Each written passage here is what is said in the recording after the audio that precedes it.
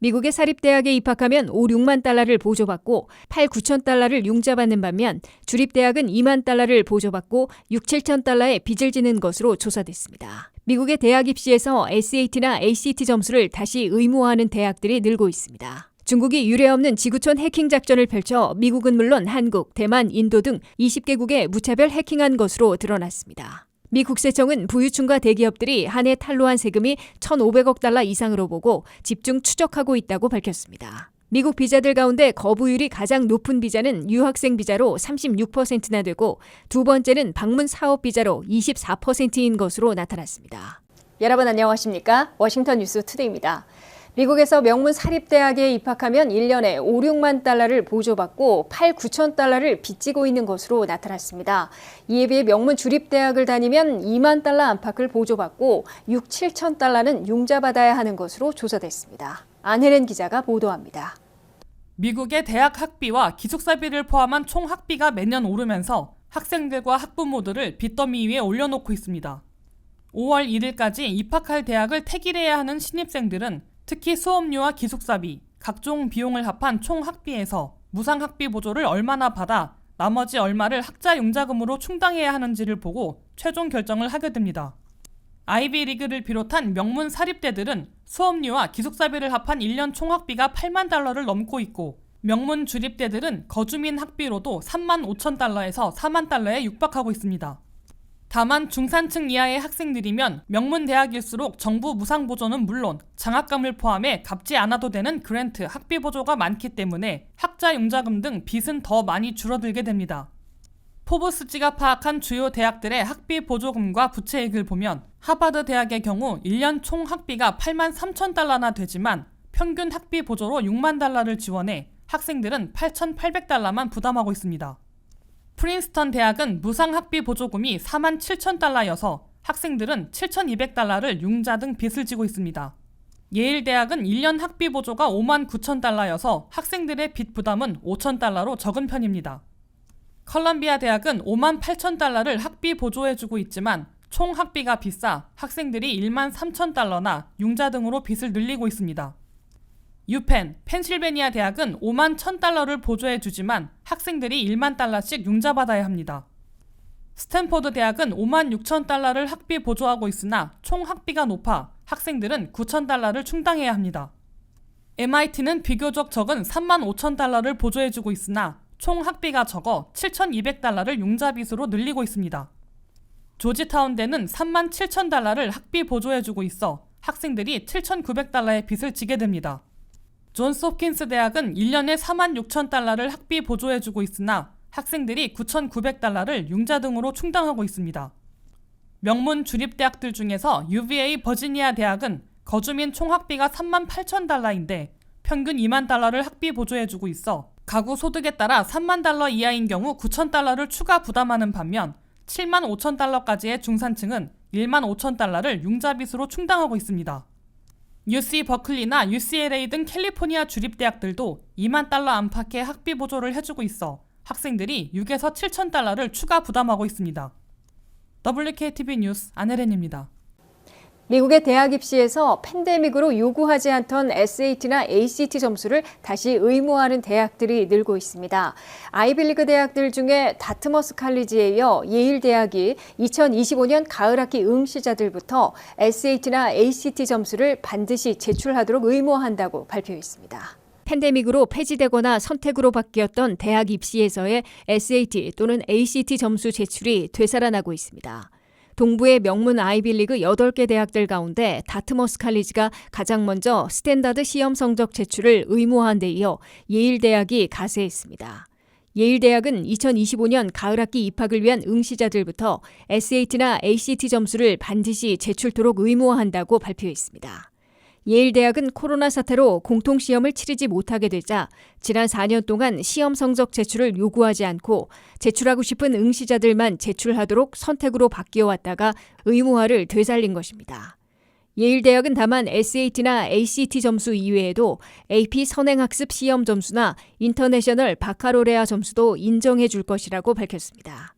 이에 앞서 다트머스 칼리지는 이달 초 역시 2025년 가을학기 신입생들부터 SAT나 ACT 점수를 반드시 제출해야 한다고 공표한 바 있습니다. 이에 따라 2025년 가을학기에 예일대와 다트머스 대학에 응시하려는 고등학생들은 올해 SAT나 ACT 시험을 치러 최상의 시험 성적을 준비해 놓아야 할 것으로 권고되고 있습니다. SAT는 칼리지 보드가 시행하는 것으로 1,600점 만점으로 되어 있는데 보통 3번 정도 응시에 과목별로 가장 높은 점수로 통합해 응시하는 대학에 제출하고 있습니다. 서부 지역에서 가장 많이 응시하고 있는 ACT는 36점 만점으로 되어 있습니다. 하지만 아직까지는 SAT나 ACT 점수를 제출하도록 다시 의무화한 대학들은 전체에서 10%에 불과하고 90%는 대부분 제출해도 좋고 안 해도 괜찮은 선택사항으로 유지하고 있습니다. 하버드 대학은 2025년 가을 학기까지는 공통 시험 점수를 제출해도 되고 안 해도 되는 선택으로 그대로 유지하고 2026년 가을 학기부터 변경할지를 결정하겠다고 밝혀놓고 있습니다. 하버드 대학은 2026년 가을 학기부터 의무화로 바꾸려 할 경우 수개월 전에 확정 발표를 할 것이라고 밝혔습니다. 컬럼비아 대학과 시카고 대학은 옵셔널로 계속 유지할 것으로 밝혔습니다. UVA 버지니아 대학도 2025년 가을 학기에 입학하기 위해 응시하는 학생들은 SAT나 ACT 점수를 제출해도 되고 안 해도 상관없는 선택사항으로 유지한다고 밝혔습니다.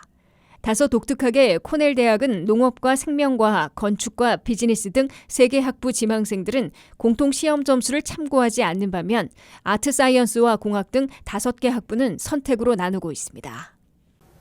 중국이 유례없는 지구촌 해킹 작전을 펼치고 있습니다. 누출된 중국 계약서들에 의해 드러난 이번 해킹으로 미국은 물론 한국과 대만, 인도 등 20개국의 80개 타겟들을 무차별 해킹한 것으로 밝혀졌습니다.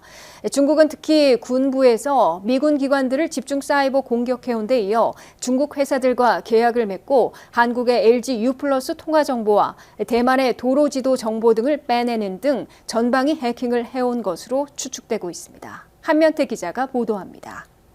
중국의 사이버 공격 해킹 작전이 상상을 초월해 전개되고 있는 것으로 우려되고 있다고 워싱턴 포스트와 뉴욕타임스 등 미 언론들이 보도했습니다. 중국의 해킹 작전은 중국 인민해방군이나 정보부수에서 주로 미국을 핵심 타겟으로 삼고 있는 데 이어 중국 회사들과 계약을 맺고 한국과 대만, 홍콩, 인도와 태국, 말레이시아 등 각국의 정부들과 기관, 회사들을 털고 있는 것으로 드러나고 있다고 미 언론들은 전했습니다. 이번에 폭로된 중국의 해킹 작전은 내부 고발인으로 보이는 누군가 최대 소스코드 공유 사이트인 GitHub에 중국 회사의 해킹 계약과 실행 결과 등을 담은 문건들을 올려놓으면서 폭로됐습니다. 이에 따르면 중국은 아이순으로 불리는 회사를 통해 지난 8년간 20개국의 외국 정부와 기관, 회사들의 기밀 또는 민감한 정보들을 해킹해 빼돌린 것으로 나타났습니다. 아이순이라는 중국 회사는 중국의 군부와 정보당국, 경찰과 계약을 맺고 요구하는 외국 타켓을 침투해 정보를 빼내 건네고 악성 소프트웨어까지 심어놓고 원격 명령으로 마비시킬 수 있게 만들어 놓은 것으로 드러났습니다. 아이순이라는 회사는 해킹에 성공한 것으로 보이는 외국의 80개 타겟들을 리스트로 작성해 놓은 것으로 노출된 문건에서 드러났습니다. 중국 해커들은 한국의 LG U+를 해킹해 3TB나 되는 통화기록 로그를 빼낸 것으로 나타났습니다. 중국이 대만 무력 침공 시 필수가 될 것으로 보이는 대만 도로 지도 정보들도 459GB 분량으로 빼낸 것으로 드러났습니다. 인도의 이민 데이터도 95GB 분량으로 빼낸 것으로 밝혀졌습니다. 태국의 외교부와 정보국, 상원 등 10개 기관들을 해킹한 것으로 나타났습니다. 아이순이라는 중국 회사는 중국 군부, 정보, 경찰 당국과 계약을 맺고 해커들을 대거 고용한 뒤에 정부 당국이 요구하는 타겟에 대한 해킹 작전을 벌이고 사안마다 1,400달러에서 80만 달러까지 차별 지급받은 것으로 기록됐습니다. 중국은 이 앞서 인민해방군의 특별부수에서 가동시키고 있는 해커들이 지난해에만 미국 내 24개 사회 기반 시설에 침투해 흔적을 남겨놓은 것으로 미 당국이 발표했습니다. 중국 군부의 해커들은 미국의 기반 시설 시스템에 침투해 데이터를 빼내는 데 그치지 않고 악성 소프트웨어까지 심어놓고 마음만 먹으면은 미국의 전기와 수도, 통신과 교통망까지 마비시킬 수 있는 사이버 공격 체계를 갖추려 했던 것으로 미 당국은 경고했습니다. WKTV 뉴스 한면택입니다. IRS 국세청은 백만장자와 억만장자 등 부유층과 대형 파트너사들 그리고 대기업들이 한 해에 탈루하고 있는 세금이 1,500억 달러 이상으로 보고 집중 추적하고 있다고 밝혔습니다. IRS는 최근 2년간 부유층의 체납 세금을 4,800억 달러나 거둬들인 데 이어 앞으로 10년간 탈루 추적 등을 통해 5,610억 달러의 세입을 늘리겠다고 경고했습니다. 안혜린 기자의 보도입니다. IRS 국세청이 10년간 600억 달러의 예산을 증액받아 절반은 세무행정 서비스 개선에 투입하고 절반은 부유층과 대기업 탈루 추적 강화에 쏟아붓고 있다고 강조했습니다. 데니 버펠 IRS 청장은 22일 CNBC와의 인터뷰에서 백만장자, 억만장자들과 대형 파트너사들, 대기업들이 한 해에 탈루하고 있는 세금이 1,500억 달러 이상인 것으로 보고 있다고 밝혔습니다. 버펠 청장은 IRS는 추적 요원을 증원하고 AI 인공지능을 포함한 신기술을 도입해 복잡한 세금 보고서에서 탈루를 포착해내는 대대적인 작전을 전개하고 있다고 강조했습니다.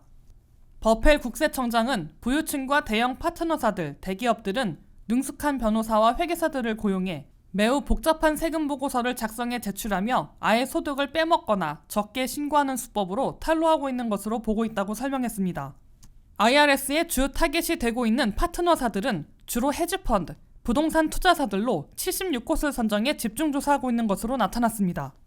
버펠 청장은 이어서 지난 10년 동안 100만 달러 이상 버는 납세자들이 50%나 늘었으나 이들에 대한 감사 비율은 80%나 급감했다면서 이러한 불균형을 바로잡아 공평하게 세금을 내도록 할 것이라고 강조했습니다. IRS는 인플레이션 감축법에 따라 10년간 800억 달러의 예산을 늘려받게 돼 있다가 200억 달러가 삭감됐으나 아직 600억 달러를 매년 나눠 증액받고 있으며 절반은 세무행정 개선에, 절반은 탈루 추적 강화에 쓰겠다고 공표해놓고 있습니다. IRS는 이미 최근 2년간 세금을 내지 않고 체납해온 부유층과 대기업들로부터 4,800억 달러나 거둬들인 것으로 발표했습니다. IRS는 이어 대대적인 탈루 추적을 통해 2024년부터 2034년까지 10년간 미국의 세입을 5,610억 달러나 늘리겠다고 밝혔습니다. IRS는 예산을 1달러 늘려주면 6달러의 세입을 늘리게 될 것이라고 약속해놓고 있습니다. 그러나 바이든 행정부는 연소득 40만 달러 이하에 대해선 세무감사나 탈루 추적 등은 늘리지 않을 것이라고 강조하고 있습니다. 반면 공화당에선 최근 2년간 IRS 증액분에서 200억 달러를 삭감한 데 이어 11월 5일 선거 결과에 따라서는 전체 증액분을 백지화시킬 태세를 보이고 있습니다. WKTV 뉴스 안혜린입니다. 미국 비자들 가운데 신청했다가 기각당하는 거부율이 가장 높은 비이민 비자는 F 유학생 비자로 36%나 되고 두 번째는 B1, B2 방문 사업 비자로 24%인 것으로 미 국무부가 발표했습니다. 이에 비해 J1 교환 연수 비자는 11.5%, E2 소액 투자 비자는 9%로 중간이고 H1B 전문직 취업 비자는 2%, L 주재원 비자는 3%, 다른 취업 비자는 4%로 낮은 것으로 나타났습니다. 미국에서 유학하거나 연수하고 돈을 벌 수 있는 취업을 하기 위해 신청하는 비이민 비자들은 2023 회계연도 한 해 동안 한국을 포함한 전 세계에서 1,292만 명이나 신청해 전년도에 809만 명에 비해 대폭 늘어난 것으로 미 국무부가 집계했습니다. 그중에서 1,044만 명이 미국 비자를 발급받았으며 248만 명은 기각돼 미국 비자 거부율이 19.2%를 기록했다고 미 국무부는 밝혔습니다. 가장 많이 기각당해 거부율이 가장 높은 비이민 비자는 F 유학생 비자로 36.4%나 됐습니다. 2023 회계연도 한 해 동안 전 세계에서 69만 9천 명이 F1 유학생 비자를 신청해 44만 5,500명이 발급받았으나 25만 3천 명은 기각당해 거부율이 36.4%를 기록했습니다. 유학생 비자 거부율은 전년에도 34.9%로 가장 높았는데 지난해에는 더 높아진 것입니다. 무비자로 미국을 방문해 90일 동안 머물 수 있는 데 비해 6개월까지 장기 체류하기 위해 신청하는 B1, B2 방문 사업 비자는 지난 한 해 가장 많은 77만 5천 명이 신청해 590만 2,500명이 발급받았습니다. 그러나 184만 3천 명은 기각당해 방문 비자 거부율은 두 번째로 높은 23.8%를 기록했습니다. 근년 들어 한국인들도 많이 이용하고 있는 제2원 교환 연수 비자는 지난 한 해 전 세계에서 35만 7,700명이 신청해 31만 7천 명이 발급받고 4만 1천 명이 기각당해 중간 수준인 11.5%의 거부율을 보였습니다. E2 소액 투자 비자는 6만 명이 신청해 5만 500명이 발급받고 5,600명이 기각당해 역시 중간 수준인 9.3%의 비자 거부율을 기록했습니다. 이에 비해 미국 취업 비자들은 낮은 기각률을 보였습니다. H1B 전문직 취업 비자의 경우 지난 한 해 27만 1,500명이 신청해 26만 6천 명이 발급받고 5,800명이 기각당해 2.1%의 낮은 거부율을 기록했습니다. L1 주재원 비자는 7만 9천 명이 신청해 7만 6,700명이 발급받고 2,600명이 기각당해 3.3%의 낮은 거부율을 보였습니다. 5원 특기자 취업 비자는 2만 명이 신청해 1만 9천 명이 발급받고 900명이 기각당해 4.5%의 비자 거부율을 기록했습니다. P1 예체능 취업 비자는 2만 5천 명이 신청해 2만 4천 명이 승인받고 1,000명이 기각당해 4%의 비자 거부율을 보였습니다. 반면 R1 종교 비자는 6,600명이 신청해 5,300명이 승인받고 1,200명이 기각당해 취업 비자 중에선 거의 유일하게 18.2%의 높은 비자 거부율을 기록했습니다. 이상으로 워싱턴 뉴스투데이를 마치겠습니다. 시청해주신 여러분 고맙습니다.